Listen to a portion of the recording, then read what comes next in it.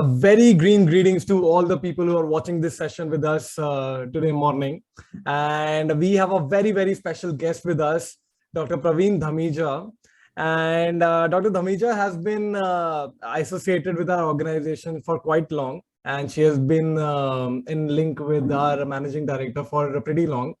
And she's currently working as an advisor in Skill Council for Green Jobs and is promoting skill development in various sectors of renewable energy and environment sustainability linked to afforestation, green construction, green transportation, solid waste, and water waste management. She retired as Scientist G, an advisor from Ministry of New and Renewable Energy in February 2016 after serving for about 3 decades. So, ma'am, we welcome you to Growdiesel's IMPACT Podcast. And I would like to welcome my co-host, Ms. Pragya Mittal.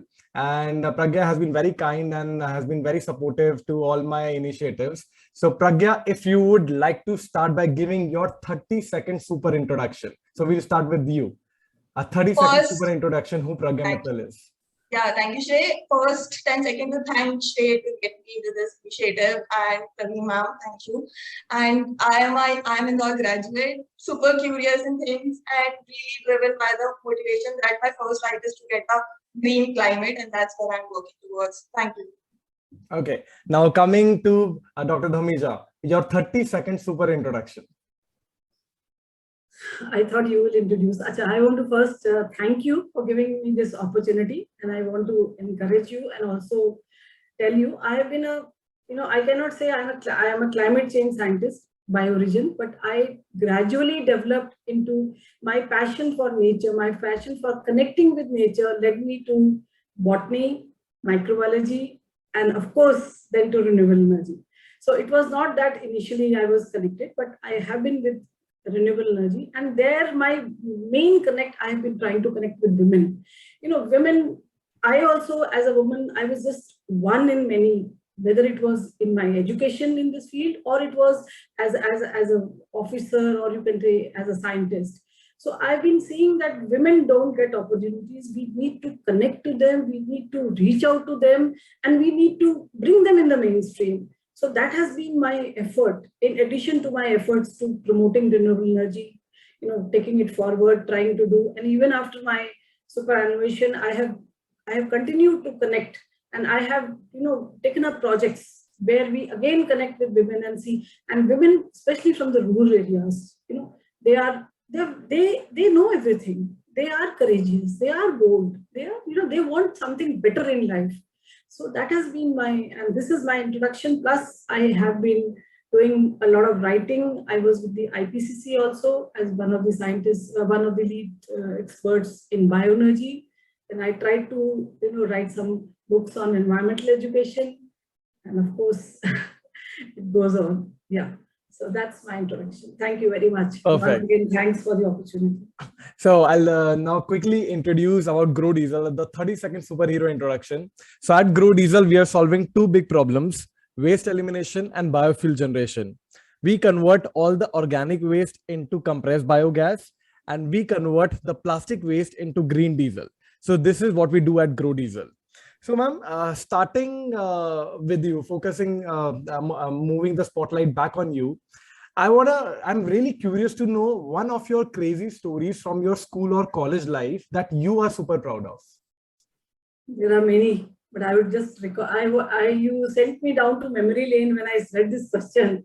See, I was in 8th class, and this was in Saharanpur, Uttar Pradesh. So I have always been very active in extracurricular activities, and one of them was poetry recitation. So I could, there was a poem by Robert Southey, How Does the Water Come Down from Lador? So that was a poem which I had to recite, and I went up till the district level. And when I was reciting this poem, the electricity went off. There was no mic, there was nothing to connect, but my voice was so clear and loud that I never even noticed that the electricity had gone. And with the poem is about the river coming down, the mountains and how it comes down and how it is. So I went on reciting, and finally I won the first prize. And this is one event which I can recollect. then there was one sports, like I told you, I've been in sports. So I was to do the throws, javelin throws, shot put. But I had a very, strong competitor in my university level when I was doing my master's. And suddenly she did all the 3 fouls. And I got the first prize. So that was my default. But it really went on to me how she could, default, or how she could do foul in all the 3 attempts. So there I also got the first prize for the university. And then, of course, one event where I was playing a handicap game with the Sanjeev Thapar, Punjab #1 for table tennis. I lost, but I enjoyed that play thoroughly. That was also in my post-graduation. So there are many connects. So there are things which when you walk down the memory lane, you do remember. Yeah. And my teacher was so happy for my poetry that she didn't give me the cup. She said, I will give you tomorrow morning in the assembly. Oh, so next morning, yeah, she took it, that sort of thing. So this is something I can relate. There are so many things I said, but these are things which I have. Pragya, could you see the happiness on Dr. Dhamija's face? Like she was so happy while reciting all her stories. Yeah. Accomplishment, true accomplishment come from childhood, I feel. And I think Dr. Dhamija, now I know how you got motivation to work with in the renewable energy space. That's because the light went off while you were singing. That is, I think, that triggered you to work in the renewable energy space. So we should focus on renewables. We should have better systems. Yeah. That time I was too young to realize that we can have this also. Yeah. True. Yeah. Pragya, your turn. Yes. Ma'am, I wanted to know that what motivated you to do what you are doing right now? What motivated? Yeah. See, I told you, I had a connect with nature. We were there in Saharanpur. We had a house where we had a good space.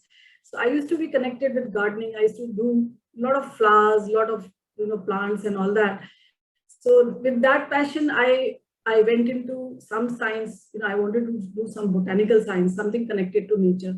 So I, when I joined BSc, so that was the first semester in Meerut University. It was in Saharanpur only, that they introduced microbiology, genetics, biochemistry, all these life sciences. So I really got connected with microbiology. Microbiology is something, these new sciences, you may find it very odd, but from us, that level, that time, reading all this, studying all this, it was a sort of fascination. So then I went on to do my master's in microbiology. I wanted to do biochemistry or master's. I was discouraged by my teachers. They said, no, you will not get lecturership. You will not get any teaching assignment in microbiology. I said, no, this subject fascinates me. From there, I did my master's from Punjab. And then, of course, Indian Agriculture Research Institute. And there I specialized in agriculture microbiology. So there again, the connect with nature, I could study the organisms which have a major role in you can say, in so many cycles which are taking place in the soil, the phosphate cycle, the rhizobium cycle, rhizobium studies, all these things. So my thesis or my dissertation was mainly related to something to renewables. And then after my renewables, I got a small stint. I went to meet one of my teachers who, this department of renewable energy, it was DNESN. It had just been set up. So I went to one of my teachers who had joined in this, Dr. O.P. Vimal. Unfortunately, he's gone no more. He used to teach us soil science in a Pusa Institute. I went to him and I said, sir, I want to join this department. So he says, yes, okay. So I had applied, but unfortunately, there was something, the calculation in the grade point. That time, the OGPAs were not calculated the way it is done now. There was a mismatch. I couldn't get the interview, but I could join the department for a short time, initially. And from there, I moved on to IIT. There also, I was in a project on biogas production. It was there. But from there, I had to shift because these were all contractual jobs and project jobs. So I got an opportunity to go to DRDO as a scientist. I was selected by UPSC. And I was half a mind not to join, but then everybody said it's a permanent job. It's something which you will have a proper career progression. So I did go and join there.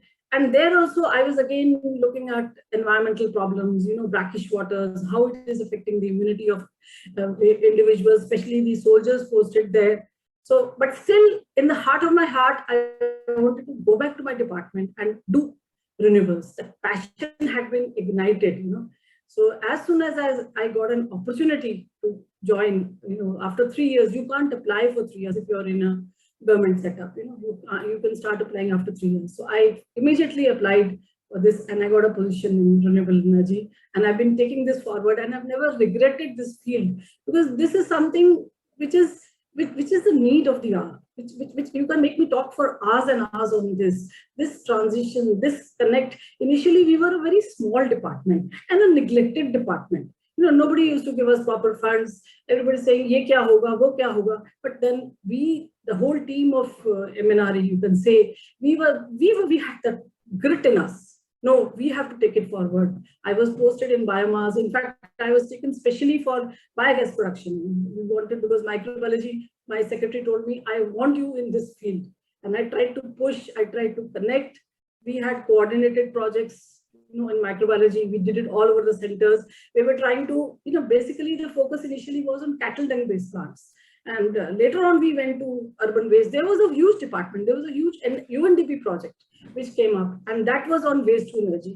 But still, in fact, the first Timarpur plant also was set up by ministry. Only thing is that there were some calculations were not properly done, that the refuse which was coming, it did not have that combustion value which the Danish technology required. So that plant did not come up so well. So there was focus, and I was...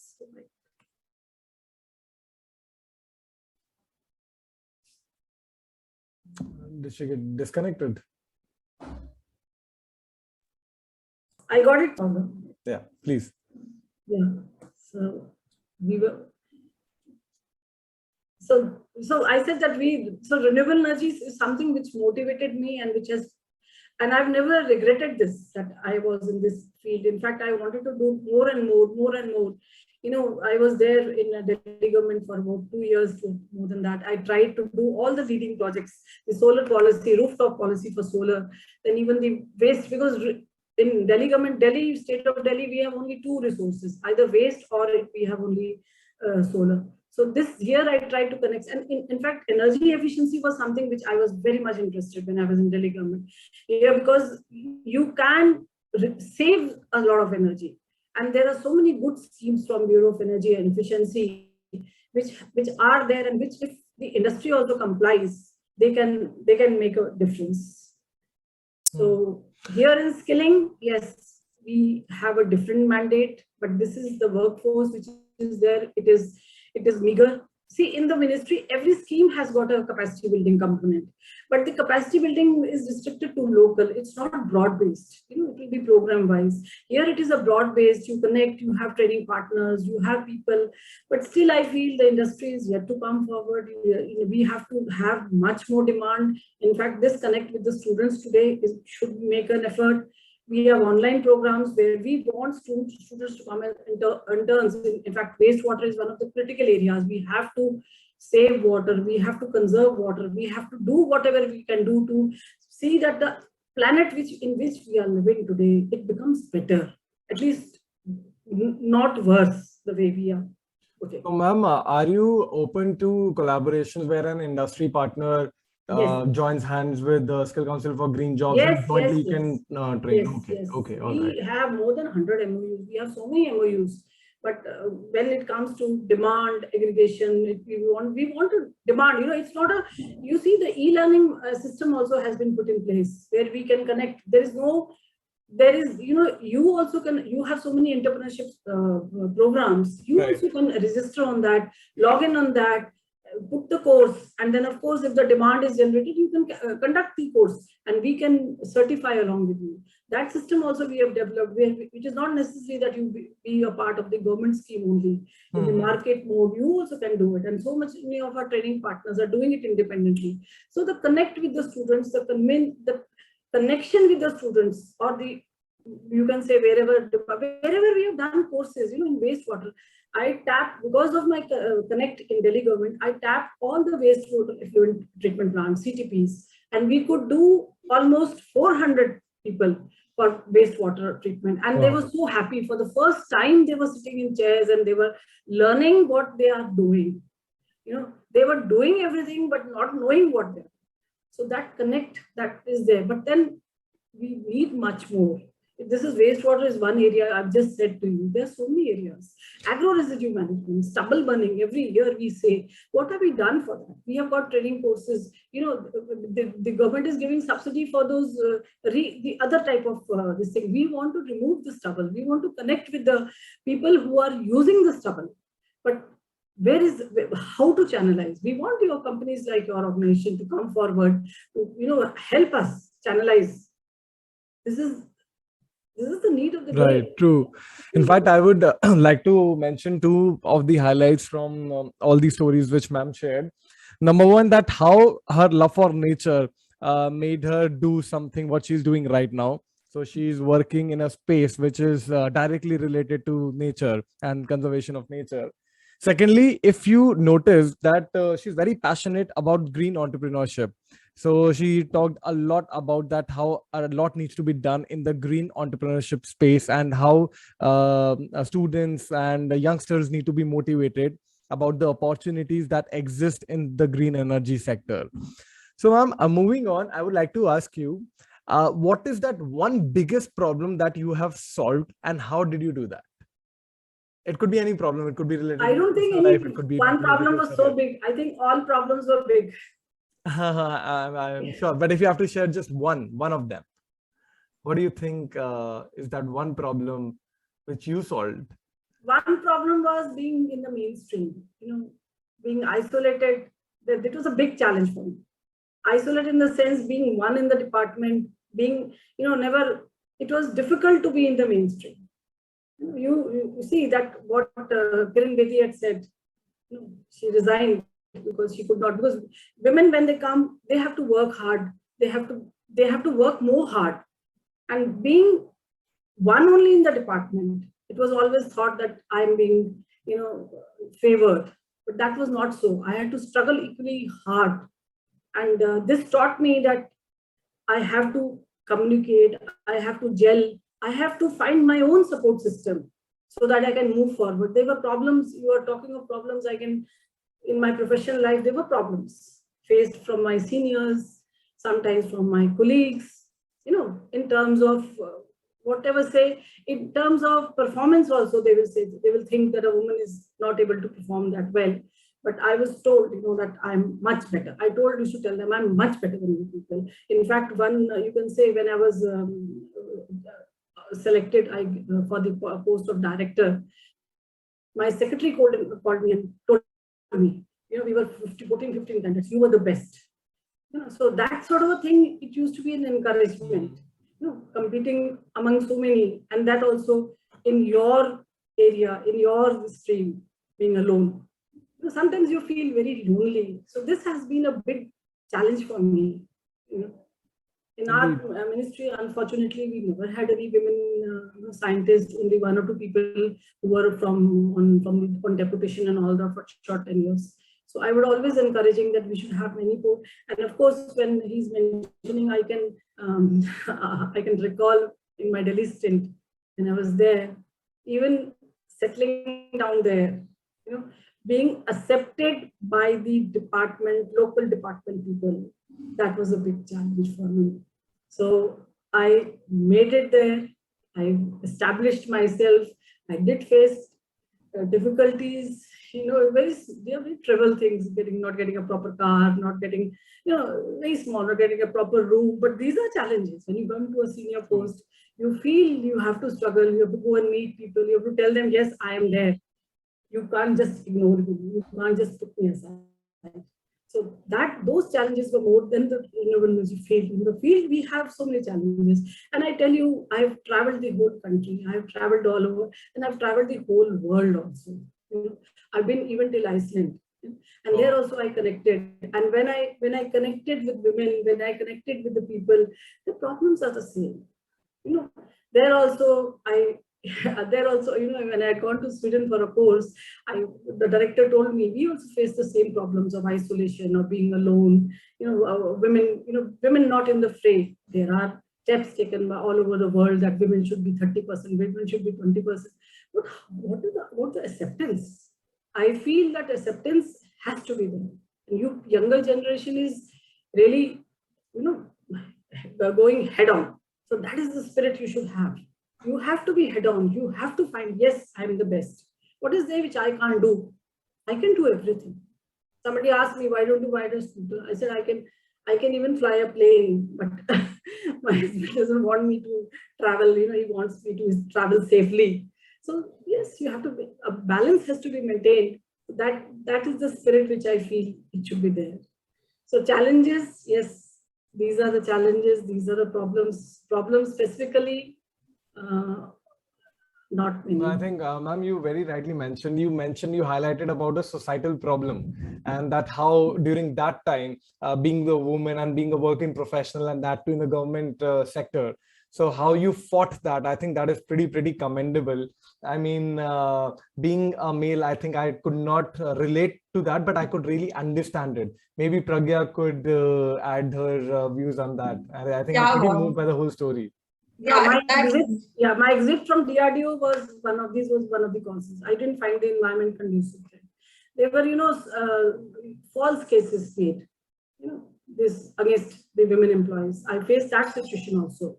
A woman employee was instigated to complain against one or two women officers, and I fought that also.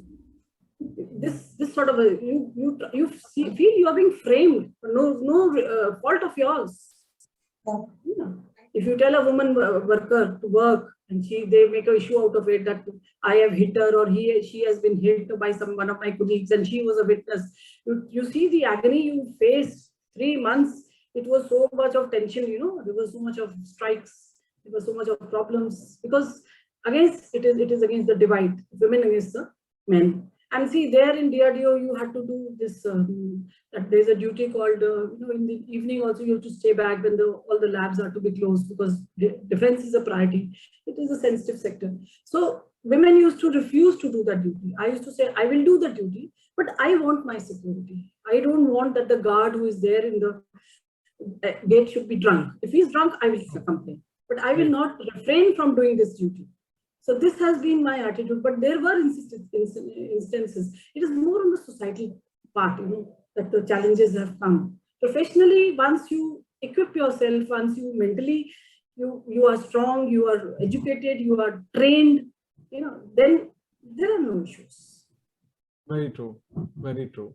Yeah. First of all, thank you, ma'am, for taking that onus to improve the working environment for women in India. And it is really going to pay for all the women who are going to go into the same working environment because of women like you. Thank you for that. And second, I want to know that after all the struggles, some of the learning you want to pass to some women like me who are about to get into the corporate, the working environment. Before that, I want to share so that we can do it better. Before that, there was one question that who was instrumental, or whom do you want to thank? I was going through. So my guide, my Ph.D. guide, Dr. S.P. Mago, he was the one who saw my interest in renewable energy. And he was a friend of the teacher who was there in the Ministry of Renewables. And he guided me. He guided me and he told me, this is the sector where you are and where you should be. So when I was in DRDO, he was very unhappy because I was working on virology and all allied fields. So he was not very happy. So he said, no, you keep on moving. And the day I joined Minari, he was the happiest person. He was a big support. And as a woman also, as a student employee, we had some incidents there about some harassment of some girl and all that. On Saturdays, though it used to be a holiday, he used to come to the lab and he used to support me. No, I will be there. You do your work. You do there. Don't worry. And if I don't come, you will not come. So those sort of a protection, those sort of a safety measures, so I want to thank him. Of course, parents, you have to mention, my father was very, very, very instrumental in making me what I am. He pushed me everywhere. He used to tell me, when I got my posting for DRDO, it was for Gwalior. So he told me, go and meet somebody in South Block. I was not knowing where is South Block. So he says, no, they will agree. So not even knowing what is South Block. I asked a person from the road, one Jawan, I thought he must be knowing. So he said, no, that is South Block. So there I went, I met people and I got my posting changed to Delhi. because my parents were here. I was not in a position to go to Gwalior. But that sort of a drive he created in me, that sort of this thing. And when I joined Delhi department, fortunately he was alive. My mother was not there. He was saying, I'm very happy to see you join on this post. So that sort of a connect, and he pushed. When I was graduate, my uncle said, marry her off. He says, no, I will not marry. She will tell me the day she wants to get married. Wow. Let her move on. So we have commendable, and that to the time we are talking. Yeah. So the gratitude, you can't even express gratitude. You don't have words to, thank them, because your parents, all our colleagues, if my friends are there in forest office or other foresters, they say that we owe this to our parents. Had our parents told us, get married, get settled, we would not have been here where we are. So this is there, and my guide, of course, my special mention to him, because the day I settled in MNRE, he says, now you can go for this as your parent.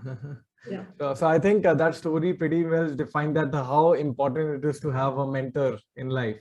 And I think Dr. Dhamija broke all the stereotypes, broke all the barriers for this society, and she's here where she's today. So I think that's pretty inspiring, ma'am, to hear all your stories. And I think Pragya has a question for you. Yeah, please. Yeah, please. Yeah. First, I also want to tell you that first, with the last question, you told that how problems you face, what were the problems, and then you told that, okay, there are always supportive people like mentor, which gets our energy back to the high. Thank you for that balance, ma'am. And now asking the next question. As I earlier did, what were the key learnings from all your struggle as a woman in the industry? And what would you want to give as a message to women like me who will be entering into the corporate or the government bodies? See, first, I believe that there is always a scope for dialogue. There is always a scope for communication. You should not go into a silo. You should communicate. You should tell. You should be forthcoming. Then courage. That is very important. You have to talk. You have to talk courageously. And third is that hard work has hard work and honesty. These are two things which will pay you in the long run. Even if you have problems, but if you sincerely keep doing your work, keep moving forward, I feel these three things have kept me moving forward. And I have really reaped the benefits, whatever it is I could. When I was selected for IPCC, now Mrs. Gauri Singh, now she's with IRENA, she told me, ma'am, this is a very good opportunity. You are going as an international scientist. 4 years I was traveling all over the world, going for meetings. We were a group of 120 scientists. And I tell you, Pragya, that was a time I really felt I was doing science. The way we used to analyze, we spent half a day on defining sustainability. This sort of a dialogue was there. We were 12 people in the bioenergy group. There were 120 scientists in total. And that was one report writing, what compilation of data, interactions, cross-cutting technologies we used to discuss. So it was an eye-opener for me. That interaction, this thing, I felt very satisfied after interacting and after being a part of it. So there also, I had to, when I was going to Iceland, there was a geothermal conference. And so there, when I went to, I was told to move in a day. I had to go to what is the capital of Iceland? I forgot. So there, I was told to move. And when I went to external affairs, the lady there told me, she gave the clearance, are you going alone? Do you know how far it is? How can they send you alone? I will connect you. See, this way you get good people. She said, I will connect you to the embassy there. She rang up them that she's coming, please give her. Then there was a person who was in constant touch with me. Because from here, I had to take 2 stopovers to be there. And it was ice cold. Ridgwick. Ridgwick was the place. So I went, I know what will happen. Nothing will happen. I know how to take it forward. That was the spirit with which I went and which I've been moving forward. Yeah. Right. So courage, don't give up. Don't think that, oh, ye to nahi ho sakta. Everything is possible. If you feel you can do it, you will do it. And now, आपकी stories में जो इतनी सारी stories में you have actually shown that how it is possible. So I think being courageous and being just bold, I think how the war has been won. So that will be my takeaway from all those stories which you shared. So Pragya, if we can just move to the impromptu section before we move to the final climate section. So if you have, so Pragya has some interesting rapid fire questions for you, and you just have to answer in one word without. Don't make them too fiery. No, those are simple questions. Thank you, Shrey. And ma'am, I have kept them like to know you better and also to like we just get this conversation to a more easy level. Yeah. So ma'am, are you a tea person or a coffee person? Are you a Tea person or a coffee person? I'm a tea person. And sunrise or sunset? Both. Both. Wherever I visit, I always go, whatever I can see. If it is sunrise, then I will like to go on the shore in the morning and see the sunrise. It gives me energy. The rays when they spread, and sunrise when I went to Egypt, I went for that bike ride also, and 4 o'clock in the morning, I connected with the sun coming on the sand. I tell you, I can never forget. And sunset everywhere you can see. I've gone to Nepal, Dhulikhel, you see the sun rays spreading on the mountains. It's something. That is why we say the sun is our Lord. The sun is full of energy. That energy you will get if you watch sunrise and sunset. So yeah, okay. Yeah. Next question, which is the most favorite place that you have been to till now? Me. I would have said Iceland, but recently I had gone to Egypt and I went to Sharm el-Sheikh. And there I went to one of the biosphere reserves, and with the help of the guide, I could do snorkeling in the Mediterranean Sea. So that was one place where I was mystified, and of course the pyramids and all. But if you talk of nature, then Iceland was the one place which I really dreamt of later on also. You can see a place where you have hot water also, and the whole city or the whole country of Iceland is by geothermal energy. They have heating by geothermal energy. In the night, sometimes the water, maybe there's this thing, and my hotel room went cold. So they came and apologized. This is because of that. And I tell you, okay, there you can have the water, you can have the snow, and you can have the volcanoes also.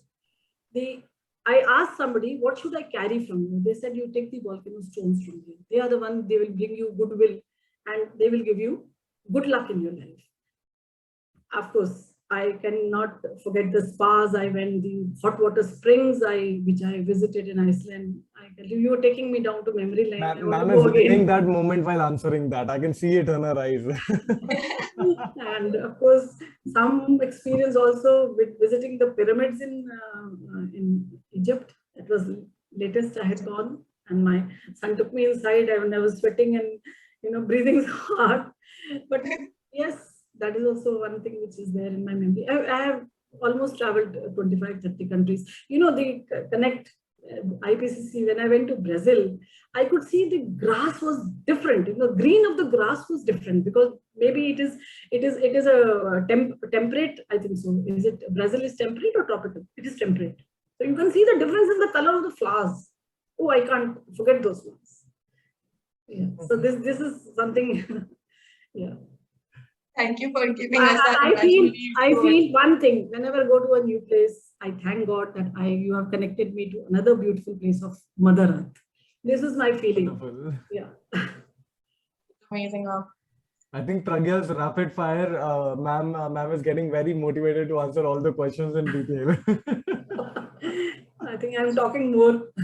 No, ma'am, it's amazing. It is like an imaginary tour that you have given us for the Egypt. I'm going to go watch it after this. See, if you go there, the conditions are very poor.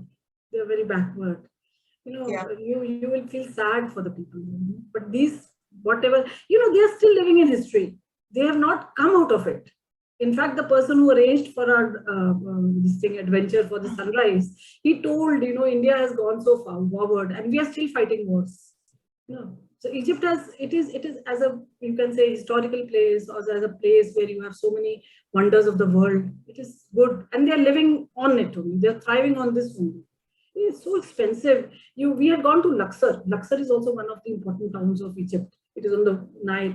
So there, the taxi people, there is not much industry. There is not much source of livelihood. The way they crowded us, the way we got scared. they have not pulled us. It was there. We did not go without an escort. We could not move from a hotel to the, any place. We could not walk down. So there, there a lot needs to be done. They said we have to come up. So that is there. Yeah.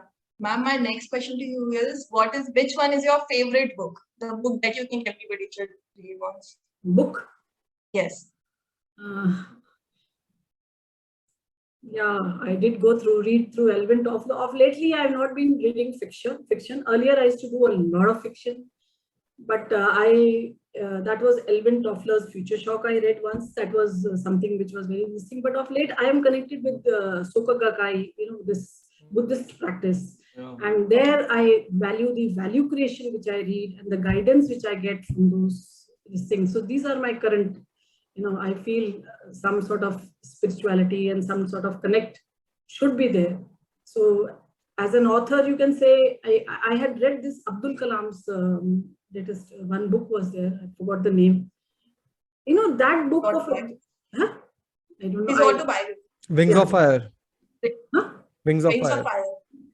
No, it was about the entire, I got it when I had gone for a lecture to Nagpur. So they gave it as a gift, as a souvenir. So I read it, and I tell you that Dr. Abdul Kalam had, every sector of our society, every sector of this thing, he has visualized, and there were so many things I read in it which connected to the present. How he had conceptualized education, how he had conceptualized the economy, how he even conceptualized the space where he was a major contributor. So that is one book which has really impacted my mind of Dr. Abdul Kalam. Yeah. Ma'am, my last question to you is... and one thing, just a minute. I was very fond of Ed Blyton when I was young.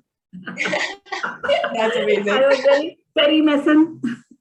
And there was one more, we had those, the spy stories. That also I used to read a lot. I never read fiction, love stories and all. Hey, ma'am. I would rather watch a movie than read a fiction book. Just like Pragya likes to read 50 Shades of Grey. Yeah. Ma'am, my last question in the rapid fire time was, if you have to write your autobiography, what will you name it? My journey through renewables. Nice. Yeah. The on the feet thinking and still came up with such a good title. Thank you, ma'am. Thank you for all the answers.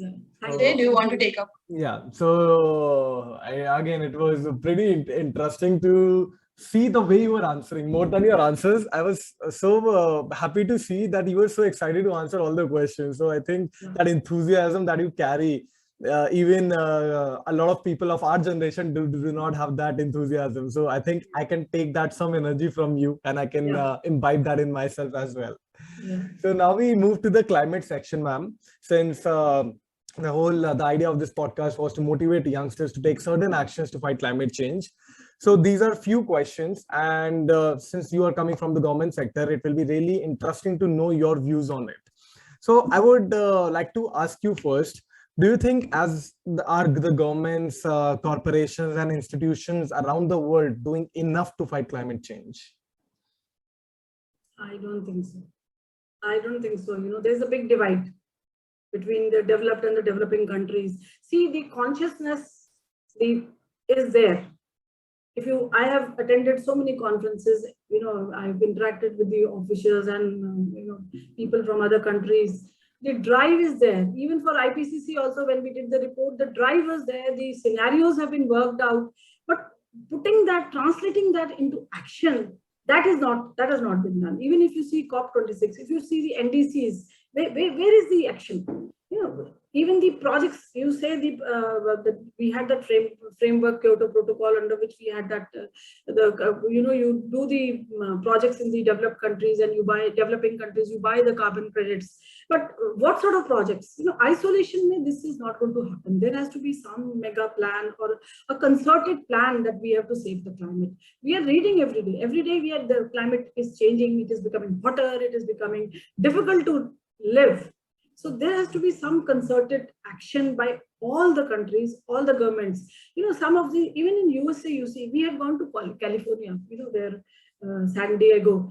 On the payments, it was written that this is bad for health, this is bad. So we got really scared, what is this? So that was the consciousness which is there, that they are informing each and every individual that these chemicals which you are buying from the store, whether it is phenyl, detergent, whatever it is, it can cause these things. But where is the prevention? Where is the prevention? We have come a long way. It's not that we have not done enough. We have done. See, we were just in megawatts, if you talk of India. But now we are in gigawatts. Yeah. See the plants which we have set up. But do you think it is enough? I don't think so. We still have that garbage heap. You can ask your Mr. Atul. You can ask him the initiatives we tried to take through the state government for processing the waste. We went to Azadpur Mandi. We went to Keshapur Mandi. How we could not move forward. I feel the government officers at every level, every department, every sector. You see, if you do something for energy efficiency, the PWD comes into, it comes into action. They will resist. We had set up the parliament complex, a biogas plant. Now, this is a story which you'll love to hear. The plant was set up. It was producing gas in the parliament annexe, and the speaker wanted to inaugurate it. Okay. But the gas was being flared. I put my foot down till the gas is made to proper use. It was to be put in an engine for lighting the surrounding areas. And PWD had to do this job. CPWD. So I called all the officers of CPWD and they said, this doesn't work. So I had to give them it was really bad. It was, I don't want to say a thrashing, but I had to really tell them that this is what you're saying is wrong. Government has set up this plant. Government has done it. All you have to do is you have to connect it. And I tell you, though we got so many requests from the Lok Sabha speaker, the plant was never inaugurated, but the connections were made. And the CRPF units around the plant, they are getting that next day. So CPWD did make the connection because of the extra effort I put in. So where? The departments have to be, even now, we are setting up some solar plants in 2 or 3 hospitals through CSR funds. But the PWD has to be convinced. Why? So the government departments, we have to go, we have to create more awareness and the willingness to take up this technology. In Delhi government, Mr. Rakesh Mehta, the chief secretary, put this responsibility on me. You go to our power plants, you go everywhere and tell them that this is something, how we have to green, how we have to go carbon neutral. No, so I went to IPCL, this power plant, Pragati power plant, it's still on coal, I think so. Even Rajghat is on coal. I don't know whether Rajghat they have changed or not. So we're doing, awareness. Initially, they are just that drowsy look and all that. Then you have to really grill them. No, this is the need of the day. So departments, people have to be made aware. Things are going on as they are. Only initiatives are being taken in the private sector. Now the government has woken up. There are big plants. Some big players have come in. I'm very happy. Your company is there, Mahindra is there, then we have Reliance coming up. We have, so this push which is being given by the private sector. But is it enough? This sector for bio-CNG, it requires more support. The subsidy on the small biogas plants has been withdrawn. It is sad. I feel sad for the women. The women, they used to 1 cubic meter, 2 cubic meter, 10,000 rupees support. It was a big help for them. So some sort of intervention has to be there. I have told the Indian Biogas Association also, please write. They are trying to take up with the government. I'm telling others also, please write, please talk. But then there should be more proactive work from like solar has got a push, the biosector also needs a push. It has to go forward. But then there has to be some incentivization from the government also. Not totally, we have to be independent sometime. But I feel that it is across the world. I tell you, I can tell you one incident. Other countries may be doing better. I'd gone to Germany, for a mistake, and we visited a plant which was producing biogas from maize grains, and it was producing electricity. I don't remember that it was a huge plant. The farmer, he told me, he says that instead of rearing pigs, I am cultivating maize grains because the incentive which the government is giving me for green electricity. So I have shifted. So this sort of incentive is required. We need to, we need to reach out to the bottom. You have to go to the villages. I'm sorry to say, younger people, we also stayed in cities. We also tried to connect, but we have to connect with the people in the villages. Our 70%, 60% population is in the villages. The problems are there. What is there in these villages? When we went for this president's project, there was not even a tea shop where we could get a cup of tea. So there is no commercial activity. So some sort of decentralized approach has to be made where we can, develop these. If everybody will keep rushing to the urban centers, how you feel India can progress or how you can do it? True, very true, ma'am. In fact, what you told, the reason I could understand the intensity of it is because I've been into the industry, I've been following things happening around, and I've myself been a victim of a lot of things which I wanted to do, but due to a lot of hierarchy and bureaucracy, even I was not able to pull that off. So I think, ma'am, challenges are definitely there. And since you have a very, very rich experience than I have, and being in the government sector, you know it better than me, the challenges and the problems. And one key takeaway which I would like to derive from everything that you said is that it's a amalgamation of the government sector, the private sector, and the associations and the lobbies, how we like to call it. So all these three, when all these three entities put each other accountable, then that is the inflection point where the industry starts to grow. So very recently we met Mr. Tarun Kapoor, sir. You must be knowing him. Yeah, of course. Yeah, so Mr. Tarun, he was our boss. Yeah, he's the boss. He's the Pragya, now he's the biggest boss with the Prime Minister. Yes. He has no access. You should meet him and you should tell him to push. Yeah, we do keep meeting him. In fact, just 2 weeks back, he had arranged a very big meeting with all the executive directors of all the market OMCs and people from Ministry of Petroleum and Natural Gas. So Pragya, Mr. Tarun sir is basically the top boss of Ministry of Petroleum and Natural Gas. No, he was. Before that, he was. I would like to correct. He was our joint secretary for 5 years in Ministry. He was the one who launched the National Solar Mission. And then he moved over to petroleum and he said that I will make a national biomass mission also. So that is there. So that is why I'm saying he's into all renewables. Right. Very positive. I think Tarun sir is the biggest reason what we see solar industry today. He's one of the major reasons that why solar industry is such a success. And I think he's working pretty hard to push our sector as well. Yeah. I mean, I've met him a couple of times and every time I meet him, I get to see that how hard he's pushing.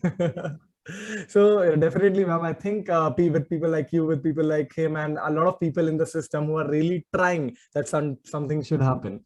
So Pragya, would you like to take the second last question? Yeah. So, ma'am, I wanted to ask you that what is your crazy idea making this planet greener? One thing that you do yourself in your day-to-day life and anybody watching this podcast. I want to reduce indoor air pollution. You want to reduce indoor air pollution. That indoor air pollution. Yeah, that is there. And then that has got a lot of implications. If we reduce the pollution, we will give cleaner cooking mechanisms to the woman. The woman is ultimately forgotten everywhere.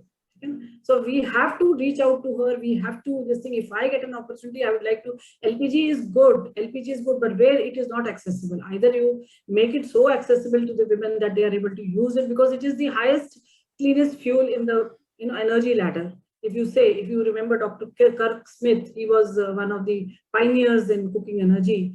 And he had done a lot of work in India also. Now, unfortunately, we lost him 1 or 2 years back. But he was the one who used to say this is the cleanest fuel. But if it's the cleanest fuel, then the women should have access over it. She still is using a multiple choices. And why shouldn't she have? She should have multiple choices. In your home, you have a microwave, you have a gas, you have so many facilities. So if she has multiple equipment or multiple devices, there is no harm. But then introduce her to cleaner devices. The electric cooking also has been quite successful here in the Haryana villages. People have taken those and they are partly cooking, but they want more. They want some device for even making animal feed for their animals. One woman told me, can you change? She had just put 3 bricks and put the logs there, and she had a pot boiling on it. So this indoor air pollution, if we can attack, and it is one of the gravest, we have so much, but I feel we should attack indoor air pollution, where we can connect with 2-3 problems. The woman also connected. She gets more time. She gets more better. One woman in Punjab, she dragged me to a kitchen. There was a biogas plant set up in that village, and she dragged to me a village, and she said, look at my utensils, look at my kitchen. It's so clean. But tell me, what happens to your plant in the month of January? Because Punjab is very cold, and the temperatures are not conducive for microbiological action. So then I told her that please tell these people to use some warming up, like something insulating on that. You can put some haystacks or mud, but these are all temporary measures. But this is the question she asked me. I'm cooking for 14 people, and I'm getting more time. I'm getting much better, health in terms of there is no this thing in my eyes or anything that, but still your plant has a problem in January. So I feel clean cooking should be one of the True. I think I completely indoor air pollution.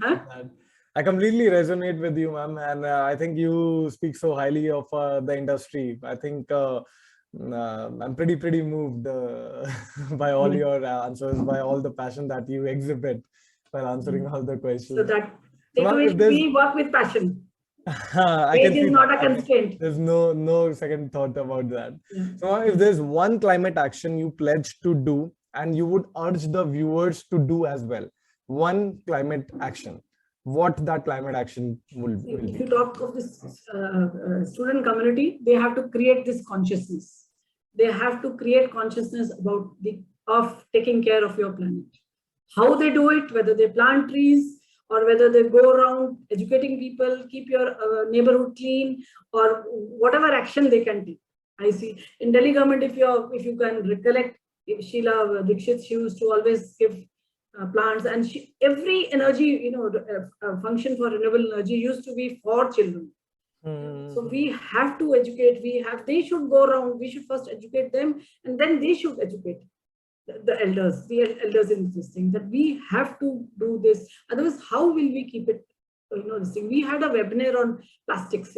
So that gentleman, he says that if you people stop throwing plastics from your car while you're traveling, or a bottle on the road, because collection of plastic is a huge task. He says whatever we get in the organized way, we are recycling. But if you stop doing this will be very helpful. See, this is a small thing which everybody should remember. Obviously, people eat some chips or something, they will open the window and throw it outside.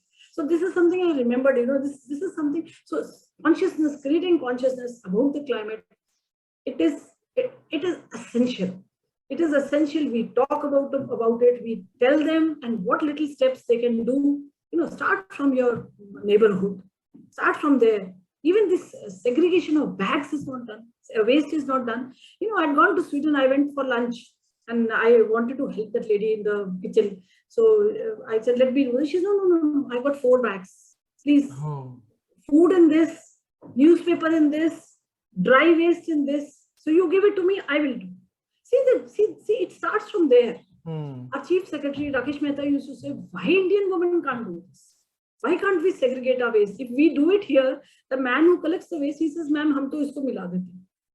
So that's sort of a consciousness. How can I, even if I give separate bags or somebody gives separate containers. So I feel you people should go, have a door-to-door campaign. Right. Let's do it. Let's educate people. At least 10 will listen, if not 100. Very true, ma'am. Very true. In fact, sends the message. How will you save the planet? Tell me. I'm asking you a counter question. What do you think? Are you going to continue? You're going to live with a mask, or we are going to? Already we are in a mask.